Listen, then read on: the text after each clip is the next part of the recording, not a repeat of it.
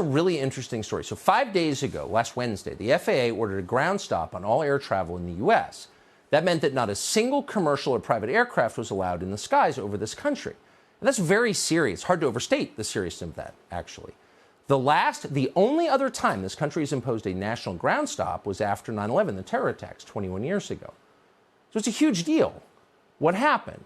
Why did the government ground all the planes?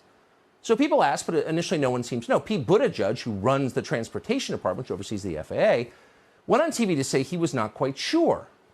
And then over the next several hours, a kind of story emerged. The government system that sends messages to pilots, called NOTAM, had gone down. And then the emergency backup system had also gone down. Now, the FAA claimed it first noticed this on Tuesday night. When the problem could not be fixed, the government issued a ground stop the next morning. That's what Pete Buttigieg said. He described the culprit here as, quote, a damaged database file with no evidence of a cyber attack. So to repeat, said Pete Buttigieg, there was no evidence of a cyber attack. It was just your garden variety software snafu. Some contractor entered the wrong code. No big deal. That's what they said, but it was not a very convincing story if you thought about it.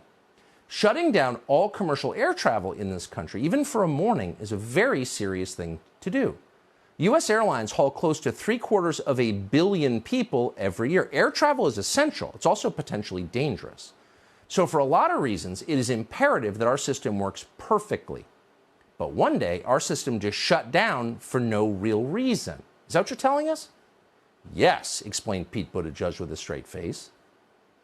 Now, most people seem to think this was fine. We were not entirely convinced. And then the next day, last Thursday, we noticed that virtually the same thing happened in Canada. Well, that was very strange because the U.S. and Canada have separate aviation authorities. They're different countries, and each country uses its own software to route their planes. The systems are not linked to each other. And yet, 24 hours after our country's NOTAM system went down, Canada's NOTAM system went down also. According to the Canadian government, its system, quote, experienced an outage. Really? What are the odds of that? And then we remembered that on New Year's Day, 2 weeks ago, something similar happened in the Philippines. Its air traffic control system also went down. For a time, no aircraft were allowed in Philippine airspace. Thousands of flights over Asia had to be rerouted, which is expensive and dangerous, potentially. Now, this was also, they told us at the time, some sort of minor technical problem that we should not worry about. Calm down. Everything's fine. But is everything fine? Or is it possible that somebody is hacking into aviation systems and holding various governments around the world hostage until they pay a ransom? Well, yes, it's entirely possible.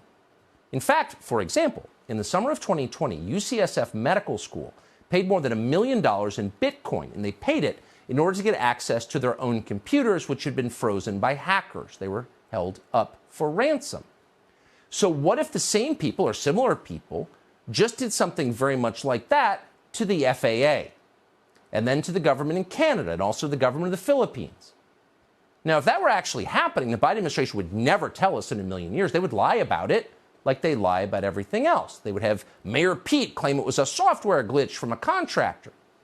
And they would lie to us because they would not want us to know that they had been so utterly reckless and negligent and distracted by equity concerns that they had allowed some foreign hostile group to take control of our FAA. But the lie could only cover so much because there would be signs of it. Almost all ransoms like this are paid in Bitcoin. So if the U.S. government was buying huge amounts of Bitcoin in order to pay a ransom, Bitcoin prices would surge, of course. So the question is, has that happened?